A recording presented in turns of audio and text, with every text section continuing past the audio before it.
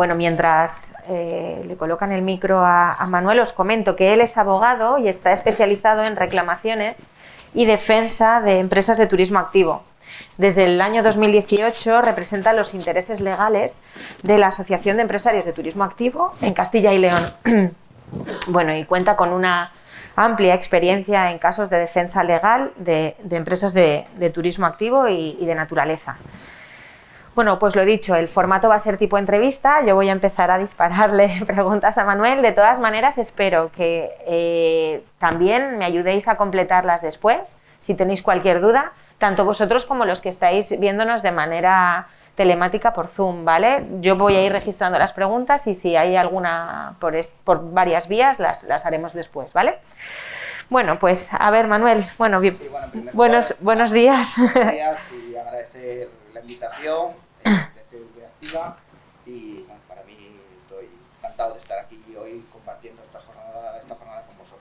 Perfecto, pues muchísimas gracias. Pues mira, sí, el tema de la mascarilla, perdonad. Sí, porque tenemos distancia y estamos con todo abierto. Bueno, pues una de las principales preocupaciones del turismo activo, ¿vale?, de nuestro sector es la seguridad, la gestión del riesgo y la prevención de accidentes, ¿vale? Pero ¿llegamos a los tribunales? O sea, ¿suelen ser frecuentes estos casos de accidentes en el mundo del turismo activo? Bueno, a ver, lo primero que hay que decir, o de lo que hay que partir, es que la siniestralidad en el turismo activo, no comparada con otros sectores, no es nada alta. Para el volumen de gente que se mueve en todo este tipo de actividades, es mínima, digamos. ¿Qué ocurre? Bueno, pues que hay todo tipo de, digamos, de casuística que se puede dar. Las reclamaciones pueden quedarse en una simple reclamación, por ejemplo, al empresario que organiza la actividad, puede ir más allá, puede aparecer también en oficinas de consumo, puede llegar a los tribunales. Bueno, se da todo un catálogo de, digamos, de posibilidades. Partiendo de que la siniestralidad es baja, sí que existen, digamos, posibilidades de llegar al juzgado en aquellos casos en que hay una imprudencia, pues ya de carácter, digamos, grave, y se puede, pues muchas veces, si se trata de, son las excepciones, puede haber un fallecimiento, puede haber unas lesiones graves, pues ir a la jurisdicción penal. Muchas veces la jurisdicción penal, uno se sirve de la jurisdicción penal pues para, si se entiende que es constitutivo de un delito, bueno, pues se continuaría por esa vía. En otros casos se puede archivar el asunto, pero las partes o los demandantes lo que hacen es servirse de prueba para luego ir a otra jurisdicción, cuál es la jurisdicción civil. La jurisdicción penal tiene unas ventajas, que es que, digamos, se aporta, se consigue, se puede obtener prueba, se pueden obtener incluso informes de médico forense que no tienen ningún coste para el perjudicado, y con eso, pues luego, si digamos el juzgado de instrucción correspondiente entiende que no se dan los elementos, no hay indicios racionales de haberse cometido un delito, pues se archiva y se va, digamos, a la vía civil, pero ya se dispone de, posiblemente, pues de la póliza de responsabilidad civil del empresario, ya se dispone de testimonios de personas que pudieron ver cómo sucedió el evento dañoso. Bueno, una serie de pruebas que luego sí que van a servir para la vía civil. Pero, en todo caso, la vía penal es digamos, una jurisdicción que queda reservada a aquellos casos que son, digamos, extremos o más graves. Vale. Y la civil sí que no podemos encontrar reclamaciones en las que ya entrarían en juego también las pólizas, las coberturas de las aseguradoras. Y bueno, hay una casuística muy grande en todo este tipo de asuntos. Ya digo, desde las reclamaciones que pueda recibir el empresario que queden en nada, los asuntos que sí que se judicialicen, y otros que incluso se satisfagan extrajudicialmente pues con las aseguradoras o incluso con acuerdos. Incluso con acuerdos y con las aseguradoras, pues estamos hablando de un ámbito en el que el seguro pues es obligatorio y bueno, hay un ámbito y un catálogo de posibilidades enorme. Muy amplio. A partir de ahí, muy bien. Luego, existe la idea que asocia la cualificación de los monitores y guías con la responsabilidad ante un accidente.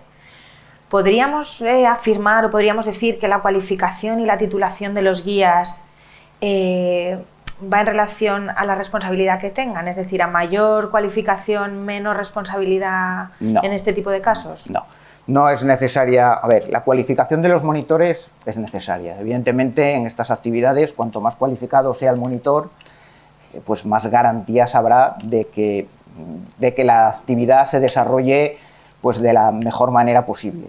A partir de ahí, un evento dañoso puede suceder. Claro. Tenemos que pensar que estamos en un entorno muchas veces natural y, bueno, pues puede haber, digamos, situaciones que ni aunque se prevean puedan suceder. Bueno, que el hecho de que exista una titulación, una cualificación de los monitores, a ver, todo suma, evidentemente. Habrá que ver, bueno, cómo se produjo, qué tipo de incidencia. Estamos otra vez hablando, bueno, estoy pensando en las 70, 80 actividades que hay, hay tantas que, pero bueno, no sé, por decirlo de alguna manera, pues habrá que ver cómo intervinieron los monitores, cómo previeron, pues esa situación de riesgo. ¿Qué protocolos tiene implantada la empresa? Claro, ahí es importante. Ahí es donde quería entrar yo, porque si la cualificación, evidentemente, ha de ser de cumplimiento obligatorio, pero actualmente es sobre unos mínimos. Entonces, ¿cómo podrían mejorar las leyes que regulan estas profesiones de turismo activo, profesiones deportivas en algunos casos, para ser garantía tanto para los consumidores, que hablaba antes Eri, como para los empresarios, ¿no? ¿Cómo nosotros podemos estar con esa garantía apoyados sobre la ley? Bueno, vamos a ver. Complicado, ¿eh? Sí, es complicado. Es complejo. Hay que pensar que toda la normativa de turismo activo pues es muy reciente. Yo creo que la ley vuestra es del 2012 y ahora estáis ya pensando... Estamos hablando de que nos crecen las actividades también. Efectivamente. Cada 2 días. Y normalmente todas estas normativas pues son normativas de mínimos, que no desarrollan pues todo el catálogo de actividades que hay y son muy, muy generalistas. Muchas veces esa falta de normativa o de concreción en la norma, lo que se da es que se tiene que acudir a otras normativas de otros sectores y ahí ya, digamos, para suplir lagunas que hay en la normativa propia de turismo, pues tenemos que acudir a otras, pues tales como del derecho deportivo, del derecho medioambiental, etcétera. Y ahí ya empezamos un poco a hacer aguas, a patinar. ¿Sí? Entonces, hombre, lo suyo sería que, digamos, la norma fuera lo más completa posible. Yo sé que eso es muy, muy difícil y, bueno, no exige un esfuerzo por parte, digamos, de todos los agentes. Hemos oído antes hablar de que va a haber una participación en esta nueva ley de todos los agentes y yo creo que eso es importante, en el sentido de que, bueno, cada uno pueda aportar, digamos, su grano de experiencia y hay que intentar que la norma pues sea lo más completa posible. A partir de ahí, pues, pues entiendo que se necesita una norma que establezca un sistema que acredite pues eso, todas las competencias, todas las capacidades de los monitores y bueno... Teníais, disculpa Manuel, teníais en Castilla y León un sistema para acreditar esto ya en campo, ¿no? In situ, sí. Que a mí la verdad me llamó la atención porque aquí tenemos un sistema similar, estamos hablando de un carnet profesional. Aquí, por ejemplo, tenemos el carnet de guía oficial de turisme de Comunitat Valenciana para los guías oficiales, que va acreditado luego en distintos idiomas según la experiencia que pueda decir ese guía en los distintos idiomas. Claro, no solo se trata de, digamos, de titulaciones, de gente con títulos, sino que en este campo, en el campo del turismo activo, hay muchas personas que tienen capacidad y experiencia, claro, eso me iba y que son, a referir. O sea, que son tan capaces como cualquier otro. Entonces, a través de una serie de acreditaciones se puede habilitar, se habilita a determinados profesionales con un carnet profesional y que pueden realizar los mismos cometidos que realizan los profesionales universitarios o titulados. Claro, me parecía muy interesante porque aquí un guía oficial puede ser desde, yo que soy licenciada en Ciencias Ambientales, o alguien en Humanidades. Quiero decir, no es tanto de dónde vengas, sino que acredites que eres competente para realizar ese trabajo, ¿no? Entonces aquí sería lo mismo, el tipo de carnet, ¿no? Claro. Y entonces, ¿qué les pone? La actividad o el grupo o la categoría de actividades que pueden hacer, sí, acuáticas, sí, todo tipo de... Es que siempre que pensamos en turismo activo, al final estamos pensando en... Había un cartel por ahí, ese de ahí, yo creo que es por la otra parte, que sale, bueno, gente con casco, porque estamos hablando, pensamos en espeleologías, en barranquismo, pero bueno, el turismo activo es mucho más. Quiero decir, el turismo activo pues es un grupo de niños que pueden ir acompañados de un profesional por el campo y, digamos, pues viendo el entorno. Entonces, para eso no se necesita un especialista, digamos, con una titulación deportiva ni nada parecido. Lo único que se necesita es pues una persona que, digamos, que esté acreditada, que tenga la cualificación necesaria pues para desarrollar esa actividad que tampoco entraña más peligro que ir por el campo y estar en un entorno natural. Entonces, yo creo que esto sí que teníamos aquí, que en la Comunidad Valenciana el Consell Jurídic Consultiu había abierto esa posibilidad de cualificación. Exacto. Y había un dictamen que se había emitido a tenor del proyecto de ley de los profesionales del deporte, en lo que se dice, y esto ya os leo textualmente, que los títulos expresan la preparación en competencias adecuadas para el ejercicio de las diferentes profesiones del deporte, y esos mismos grados de formación en competencias y capacidades pueden acreditarse tanto mediante los títulos que en cada caso establece la ley, como mediante otras titulaciones, acreditaciones o certificados de profesionalidad que resulten de las leyes estatales y del resto del ordenamiento jurídico vigente en cada momento. Entonces aquí estaríamos hablando, aparte de las titulaciones, pues de esas otras acreditaciones o de esos otros certificados que, bueno, de la manera que en este caso la Generalitat Valenciana lo acuerde o digamos que determine cómo ha de hacerse, pues dé la posibilidad de que estas actividades de turismo activo puedan ser desarrolladas por este otro tipo de personas, con estas otras cualificaciones o habilitaciones, que quede abierto un poco a todo eso. Vale, y ya para acabar, Manuel, te voy a pedir un consejo, una recomendación. Sí, bueno. ¿Qué podemos hacer los empresarios del turismo activo para mejorar nuestra protección de cara a posibles reclamaciones? Bueno, los empresarios de turismo activo pues tienen sobre todo dos palabras básicas, que es informarse y formarse. Vale. Formarse como a través de estas jornadas, que bueno, que sean escuetas, porque quiero decir, este tema pues da para mucho, el mío en concreto y supongo que el de todo el resto de los ponentes. Sí. Entonces, bueno, hay que tener en cuenta que desconocer la normativa no exime de su cumplimiento. Exacto. Con lo cual, pues sí que hay que saber, digamos, cuál es la normativa y el marco legal que nos ampara. A partir de ahí, pues hay asociaciones de empresarios que realizan pues jornadas, esta misma que estamos haciendo, bueno, en las cuales, pues bueno, podemos tomar un poco el pulso a lo que es digamos, la normativa y cómo realizar o desarrollar la actividad. Ante la Administración, pues evidentemente cumplir todos los requisitos que la Administración establece, pues respecto a la normativa turística y el resto de normativas que nos puedan afectar, de medio ambiente, de costas, en este caso, de transporte, de trabajo. Cuando tenemos al usuario, bueno, pues ahí es necesario pues tener todos los procedimientos por escrito.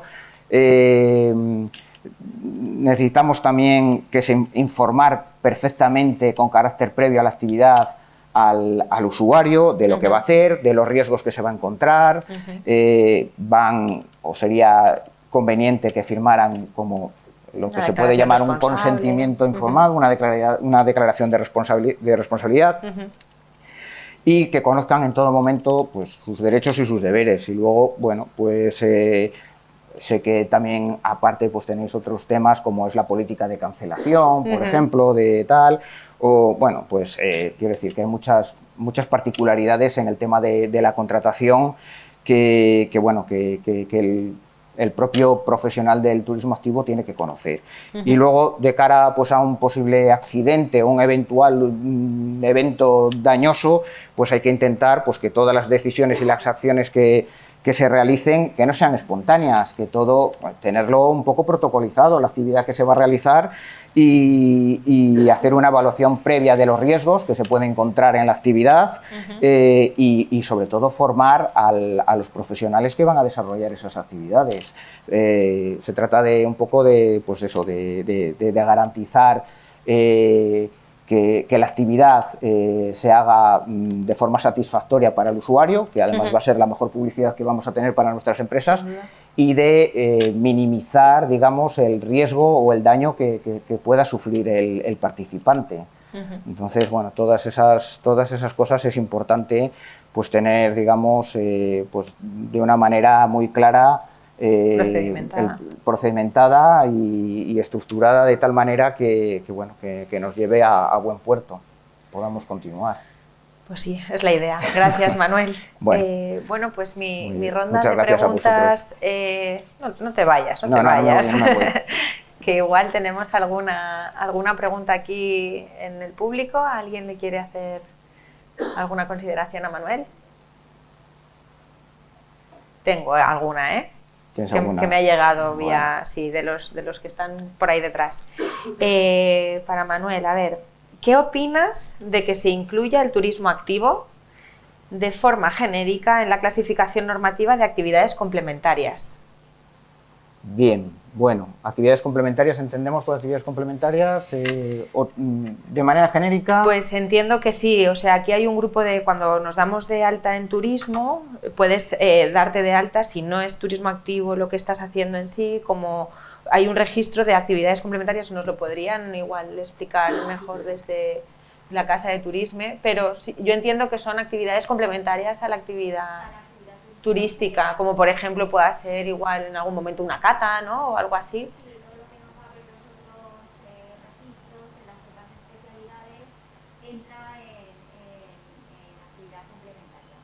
Bien, bueno, yo entiendo que el turismo activo... Sí, bueno, de hecho, esto es algo que queda pendiente porque sí que tenemos intención con la nueva regulación que tenemos que desarrollar de turismo activo y ecoturismo, ahí introducir las actividades complementarias para que sean lo menos residual posible, es decir, ya poder incardinar las actividades en cualquiera de las otras secciones y dejar más regulado las actividades complementarias, que es un ámbito que queda prácticamente vacío de contenido y es lo que pues más abierto queda, es el cajón desastre que desearíamos que fuera el mínimo posible.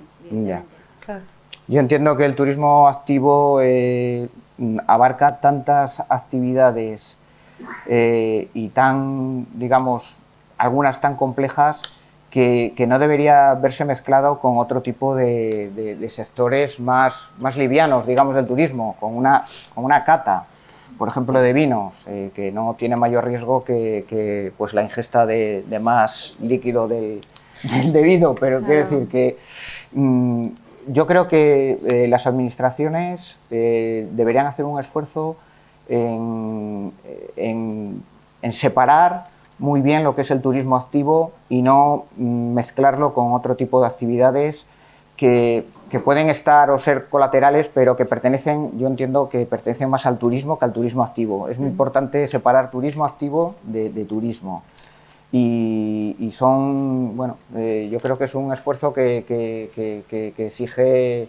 se exige a, digamos, a los legisladores o a las personas que realizan las normas, porque son tantas las actividades y algunas de ellas son tan complejas que al final necesita que sea muy específico. Sí, ya nos vamos a ver en un problema cuando redactemos este decreto entre turismo activo y ecoturismo para ver un poco bien esas líneas, y si ya empezamos también con actividades complementarias, la norma va a ser complicado.